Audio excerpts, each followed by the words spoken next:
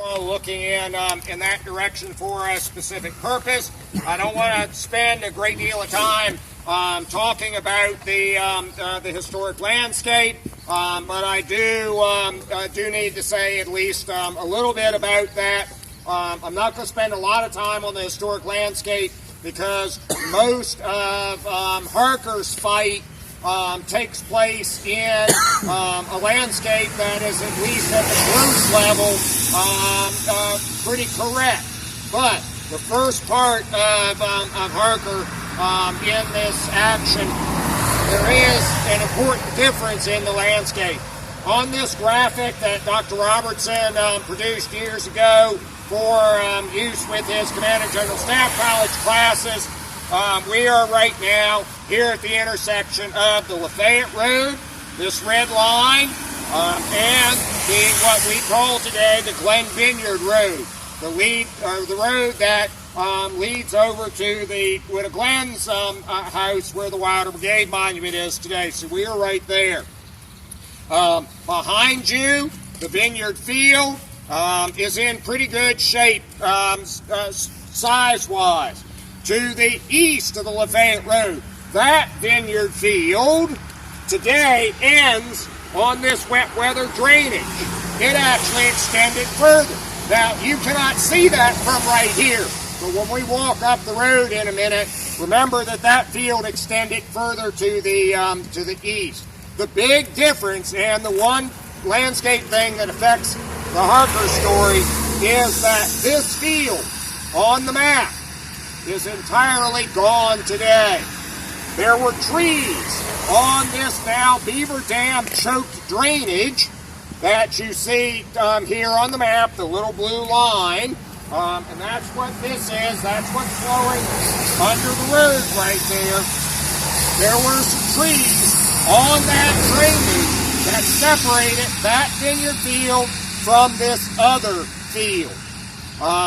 And the absence of this field makes it more difficult to understand some of the action here on September the 19th with Davis's division, Barnes's brigade, and for us in just a moment, Harker's brigade. So, okay, I don't want to spend a lot of time talking about the landscape because we've done that in the past. But remember, if you look there, there should be a big field that's just not there. So turn this over just as a reference.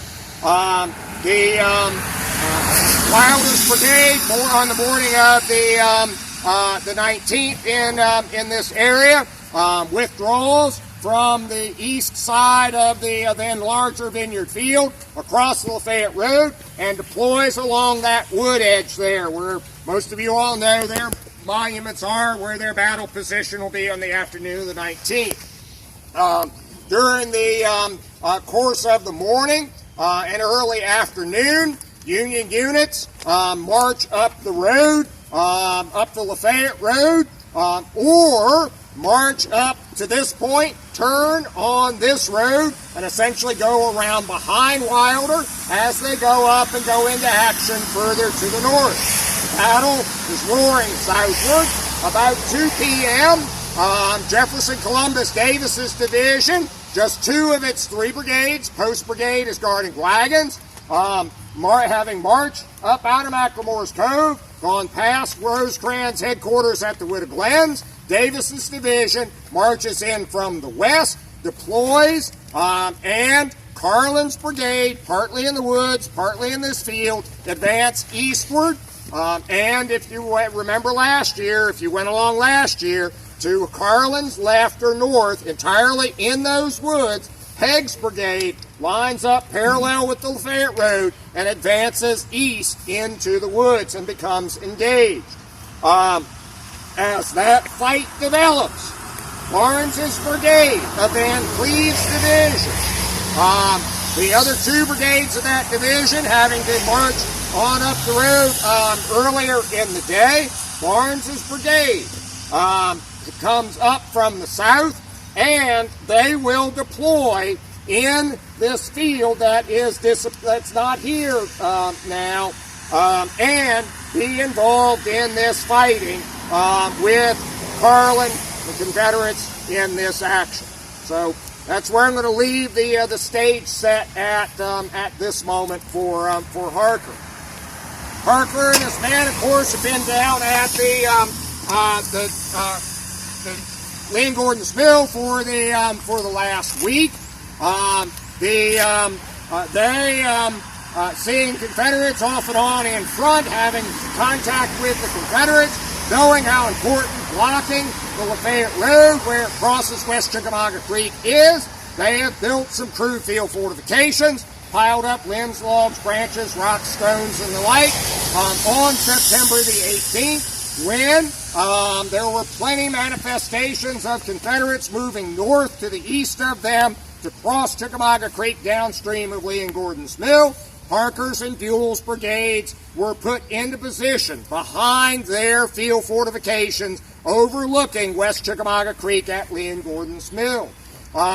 There's some contact with the skirmishers on the line. The artillery, the 6th Ohio Battery, fires a few shots.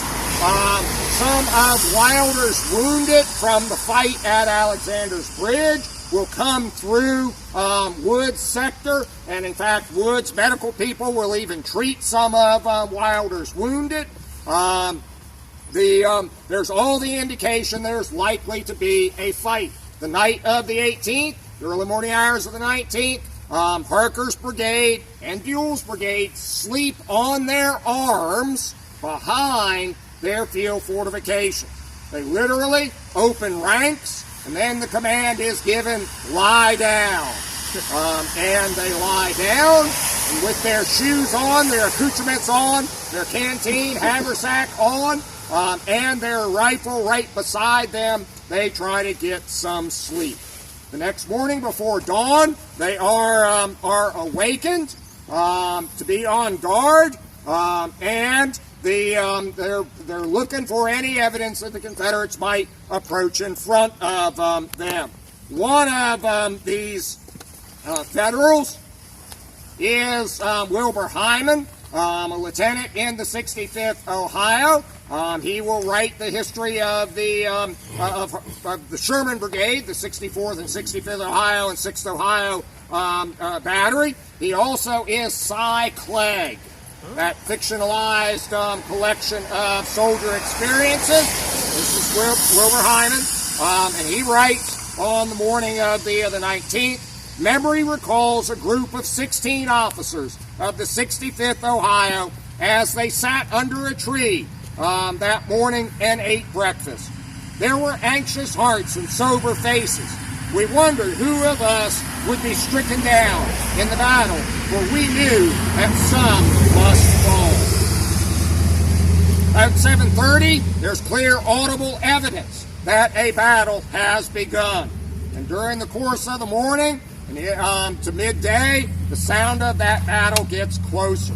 On that open rise where they were located, not only could they see the dust of Confederate columns moving north, but they also could see dust or smoke rising out of the trees to their northeast. They knew it was likely that they would be ordered into action. Hyman goes on to relate, we lay at Lee and Gordon's Mill till perhaps 1 o'clock, ready to move upon the instant. There was heavy and continuous firing some distance away, and we knew ere long we would be called for. A staff officer dashed up and delivered an order. Colonel Harker, commanding the brigade, sprang into the saddle, and the command, fall in, was instantly given. Away to the left we went at the double quick. 2 miles it seemed, but perhaps it was not so far. We went along the road through clouds of dust, which settled on perspiring faces until one could scarcely recognize his nearest comrade. They come pounding up the road. Harker's brigade in the lead, the 125th Ohio leading the brigade column, followed by the 64th Ohio, followed by the 65th Ohio, the 3rd Regiment, or 4th Regiment, the 3rd Kentucky. They come up the road towards this fight. And at that moment, Tom Crittenden is trying to exert control over what is going on here.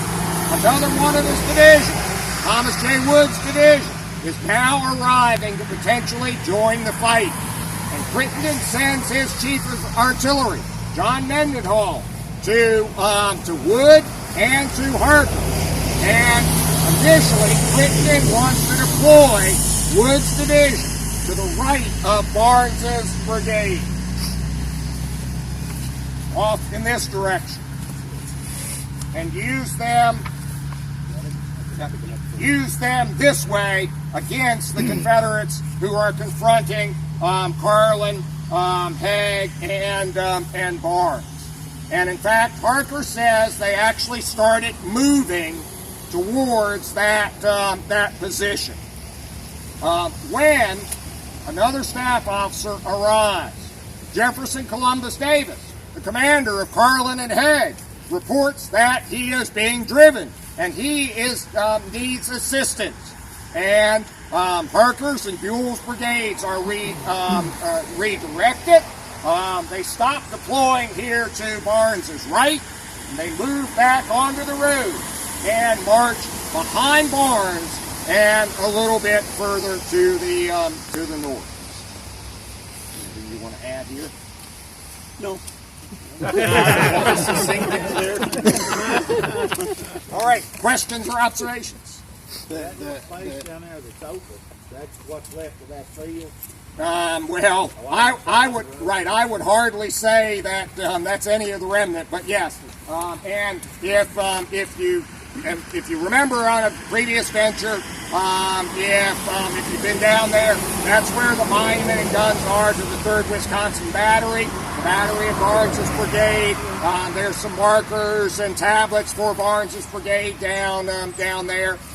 But yes, on the other side of the drainage, all that area should be open. Right offhand, I can't tell you how many acres that field should be. So that is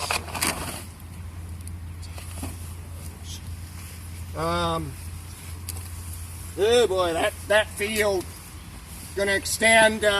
Well, you can see it extends. Where it extends eastward is where this field stops today. It was a big field. So under the conditions of September 19th, this water would have been easily crossed by. Right. The drainage here was entirely dry. No one mentioned what it is. The night of the 18th. We know the night of the 19th was cold. What about the night of the 18th was cold as well. There are reports of frost, but it was not as cold as the night of the 19th. The night of the 19th, early morning hours of the 20th, you get several reports of it having been cold enough that ice could form on the surface of water in a still bucket or container or the like.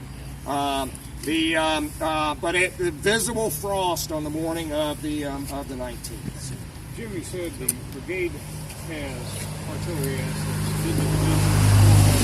assets. Well, actually, the Union Army, each battery is still attached to a brigade of infantry. However, they have created the position of a division chief of artillery, and also a corps chief of artillery.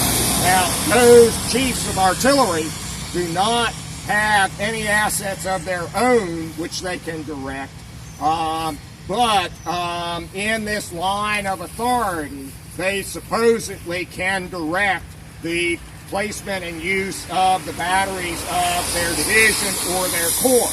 However, the batteries answer to the brigade commander. So it does get touchy sometimes.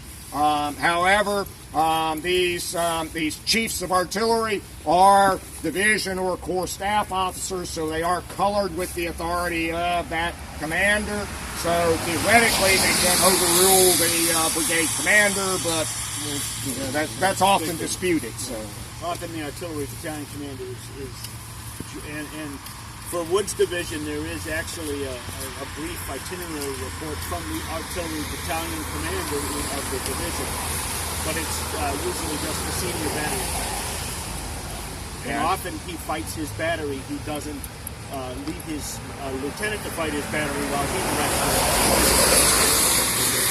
And in this case, it is Bradley, the 6th Ohio battery commander, who is the division chief of artillery. And as Dave said, he largely chooses to fight with his batteries.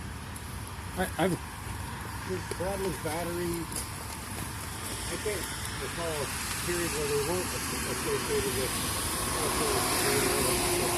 Right, the 6th Ohio battery will basically be associated with the 64th and 65th Ohio the entire course of their service. I remember they were actually members of those other two units and were sort of drafted to be artillery. Well, any truth to that the 64th and 65th Ohio are recruited and are known as, they're recruited as what becomes known as the Sherman Brigade. Ohio Senator John Sherman was going to use his prestige, and in fact he officially was the colonel of the 64th for a time.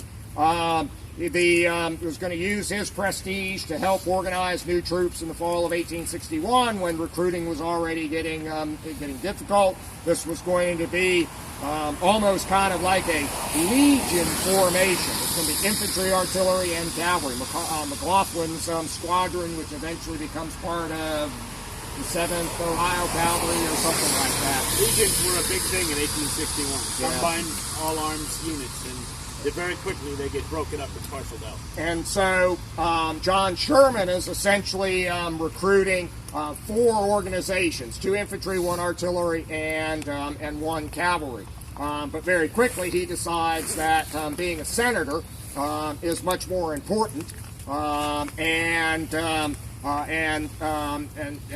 he becomes disassociated with that. But these units continue to be very proud of having been organized under the impetus of the Senate.